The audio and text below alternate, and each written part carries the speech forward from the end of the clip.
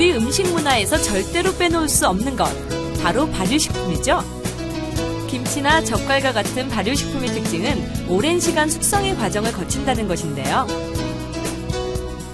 이런 발효식품을 더 맛있게 해주는 것, 바로 조상들의 지혜가 만들어낸 옹기입니다.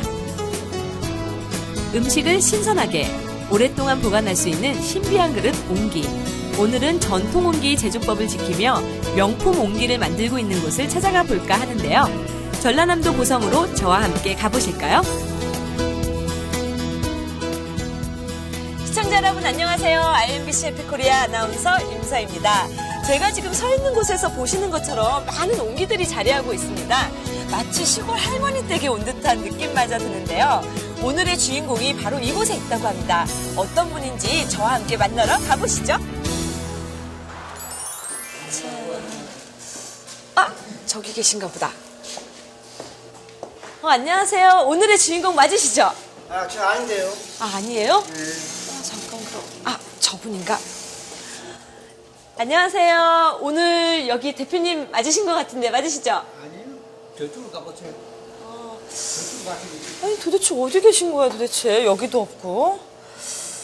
대표님 도대체 어디에 계세요? 안녕하세요. 대표님 맞으시죠? 네, 맞습니다. 건강한 먹을거리를 담는 건강한 그릇. 숨쉬는 옹기를 만들고 있는 미력 옹기 이학수 대표입니다. 대표님 들어오다 보니까 옹기들이 정말 많이 있던데 여기서 다 생산하는 건가요? 네, 맞습니다.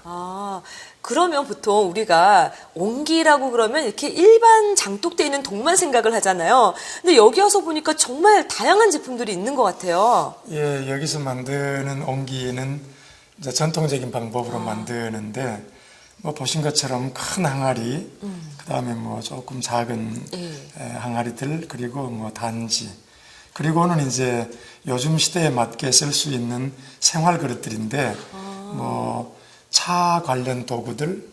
찻잔 같은 거. 그리고 식기류 종류, 인테리어용 옹기, 이르기까지. 아무튼, 물레를 돌려서 만들 수 있는 원형의 그릇들은 무엇이든지 다 만들 수 있습니다. 와, 정말 제품들이 진짜 다양한 것 같아요. 예, 보셨는데, 한번 그러면 소품이라도 한번 만들어 보실 의향이 있습니까? 저도 직접 만들어 볼 수 있는 네, 건가요? 가능합니다. 와, 정말 네, 저 한번 만들어 보고 싶어요. 네, 그러시죠. 자, 이제 본격적으로 한번 옹기를 만들어 보도록 하겠습니다. 자, 대표님, 이제 어떻게 하면 되죠? 예, 일단 제가 만드는 것을 한번 보셔야 만드실 수 있을 건데. 보긴 뭘 굳이 봐요. 그냥 제가 이래봬도 미적 감각이 엄청 훌륭하거든요. 그냥 할 수 있을 것 같은데요. 예, 그래도 발물레이기 때문에. 괜찮습니다. 그러세요? 그러면 정말로 저랑 대결이라도 한번 해보시겠어요? 그렇죠. 예, 한번 해보도록 하십시다. 자신있게 도전했던 물레질. 하지만 생각처럼 쉽지 않았는데요. 시간이 지날수록 확연한 실력 차이 보이시나요? 전문가처럼 완벽하진 않지만 제가 직접 땀 흘려가며 만든 제 옹기는 어때요? 봐줄만 하죠? 물레질로 완성된 옹기들은 건조 후 잿물을 사용한 유약을 입히게 되는데요. 이곳 미력 옹기 유약은 조금 특별하다고 합니다. 이게 유약이군요. 그러면 이 유약은 어떻게 만드는 거예요? 예, 나무채하고요. 부엽토라고 해서 낙엽이 오래되어서 썩은 흙, 그 두 가지를 물하고 이제 섞어서 걸러서 만든 천연 유약이죠, 말하자면. 그러면 굳이 이렇게 천연 유약을 사용하는 이유는 뭐예요? 예, 우리가 철 따라서 옷을 입는 것처럼 옹기에도 이제 옷을 입히는 것인데요. 이 천연 유약이 인체에 굉장히 도움을 주는 것이죠. 천연 유약을 입힌 후 옹기에 독특한 문양을 그려넣는 것을 볼 수 있었습니다. 대표님, 이렇게 문양을 그리는 이유가 뭐예요? 이제 숨쉬는 기능을 더 원활하게 해주기도 하고, 그 다음에 전통적인 그릇을 더 이렇게 품격을 나타내주기도 하고, 그리고 이제 또 중요한 것은 이제 이런 문양을 보고 어디서 만들었다고 하는 것을 알 수가 있겠죠. 여기서 잠깐! 이학수 대표가 알려주는 좋은 옹기 고르는 법. 두드렸을 때 고음이 맑은 소리가 나는 옹기가 좋은 옹기랍니다. 둔탁한 소리가 나는 옹기는 피하는 것이 좋다고 하네요. 또 황갈색이나 흑갈색의 옹기를 선택하는 것이 좋은데요. 천연 유약을 사용했을 때 이런 색들이 나온다고 합니다. 마지막으로 번들거리는 옹기는 피해야 하는데요. 납성분이 들어간 유약을 사용했을 때 옹기 표면이 번들거린다고 하네요. 유약을 입히고 문양까지 완성한 옹기들은 이제 가마에 구워내는 일만 남았는데요.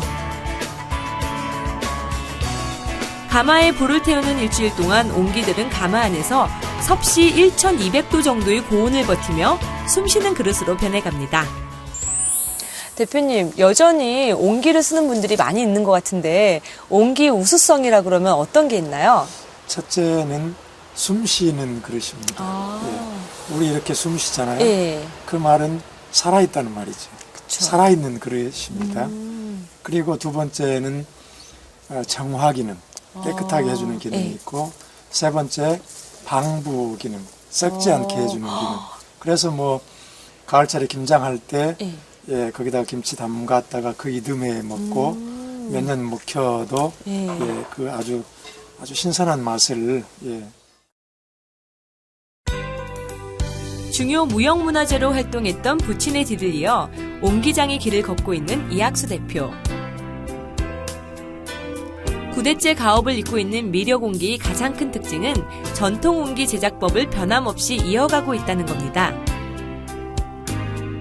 저희가 만드는 옹기들이 다 이제 수공예품이니까 전부 뭐 이렇게 손 작업이 들어간 그릇들이라는 점. 가장 중요한 것은 또 그 재료의 선택. 그러니까 옹기는 점토로 만드는데 그 점토가 이 지방에서 나는 그 흙으로 만들기 때문에 거기서 갖는 그 옹기에 아주 고유한 특징이 있죠. 옛날 방식인 쳇바퀴 타래 기법으로 제작되는 미려옹기는 손으로 직접 때려서 만들고 천연 유약을 사용해 구워내기 때문에 인체의 무해함은 물론 옹기가 살아 숨쉬는 바이오 효과를 낸다고 합니다.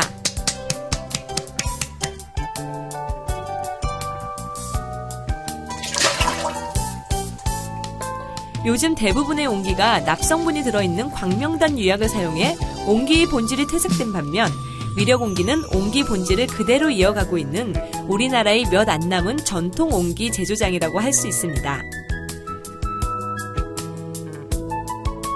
이곳에서 일하는 사람들은 오랜 세월 옹기 제작만을 하고 있는 전문가들이기도 합니다. 옹기 만든 지는 얼마나 되셨어요? 저는 이거 만드는 게 한 10년 정도 됐습니다. 그럼 10년이면 언제부터 시작을 하신 것이죠? 이제 제 나이가 이제 한 60이 돼 가니까 한 40대 후반부터 했죠. 오랜 세월 변하지 않는 고집스러움과 열정으로 만들어낸 이 옹기야말로 하나의 예술품으로도 손색이 없을 것 같다는 생각이 들었습니다. 미려옹기에서 만들고 있는 옹기 종류는 약 100여 종. 과거 단순하고 단조로웠던 옹기에서 이제는 생활 곳곳에 활용될 수 있는 옹기들이 제작되고 있는데요. 옹기의 종류가 다양해진 만큼 소비자들에게는 선택의 폭이 넓어졌다고 할 수 있겠죠. 최근에는 건강식품에 대한 관심이 높아지면서 미려옹기를 찾는 사람들도 점점 늘어나고 있다고 합니다.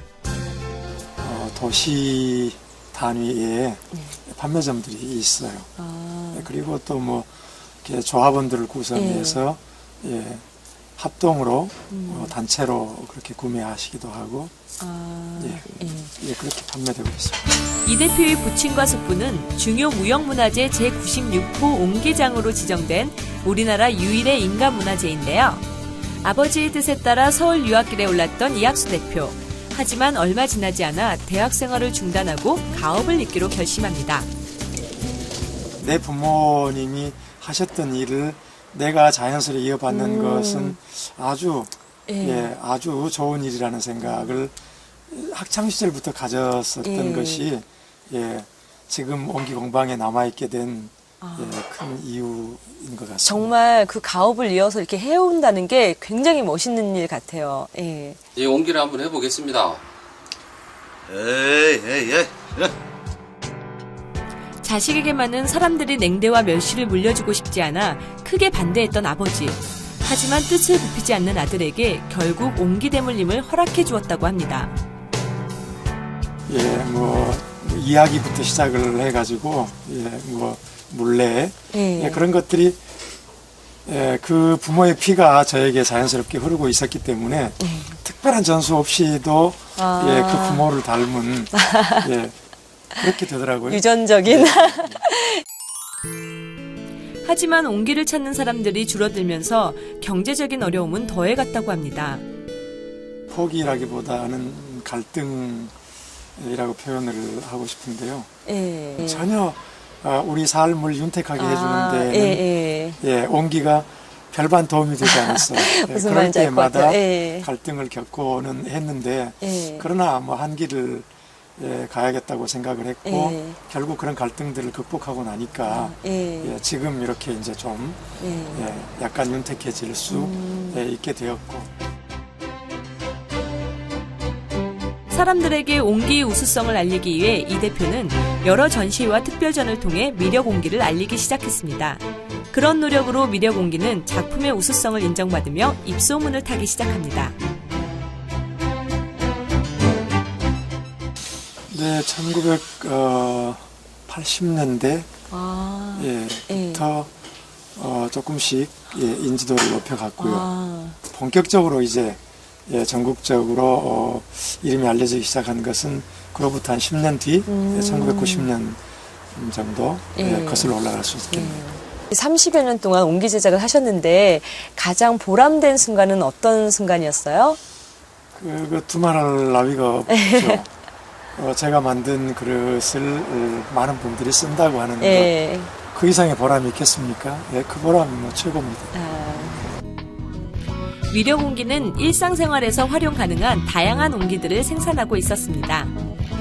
현대인들에게 접근하기에 용이하겠죠. 아무래도 요즘 옹기는 좀 낯이 섭니다. 그러니까 뭐 삶의 질도 달라지고 또 주거 환경도 바꾸어짐에 따라서 거기에 맞는 그릇들이 필요했죠.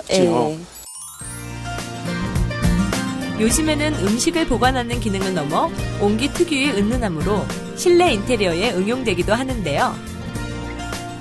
투박했던 옹기가 이렇게 물고기들이 살 수 있는 멋진 어항이 되기도 합니다. 300여 년의 전통, 그리고 전통적인 제조 방법 그대로 시작부터 마무리까지 모든 작업이 사람의 손을 거쳐야만 하는 미력 옹기. 전통의 의미가 퇴색되어가는 오늘날 우리가 미력 옹기를 주목해야 하는 이유입니다. 가장 전통적인 게 가장 세계적입니다. 맞아요. 그런 생각을 가지고 만든다면 무궁무진하겠죠. 그걸 기대합니다. 흙은 정직하다. 옹기가 소외를 당할 때에도 언젠가는 옹기의 우수성이 알려져 사람들에게 인정받을 것이라는 믿음으로 옹기를 놓을 수 없었다고 말하는 이학수 대표의 신념입니다. 옹기에 대한 무조건적인 믿음. 그것이 지금의 미력 옹기가 있게 된 원동력이 아닐까요? 숨을 제대로 쉬는 사람. 그리고 깨끗한 사람. 그리고 이렇게 주위의 방부 역할을 해서 썩지 않게 하는. 그러려면 결국 정직성 이야기를 해야 하는데 흙이 아주 정직합니다. 그래서 흙 담고 옹기 담고 그런 사람이 되면 좋겠다라는 바람이 있습니다. 숨쉬는 그릇, 자연을 닮은 옹기를 만들고 있는 이학수 대표. 문화와 전통을 이어가는 그의 모습에서 오랜 세월 한자리를 지켰던 장인들의 모습을 엿봅니다. 우리들 살아가는 삶의 질을 향상시켜야 하는 것이라고 생각을 합니다. 다른 그릇일지라도 그 그릇만큼 담을 수 있다면 결국 농업을 완성하는 게 아니겠습니까?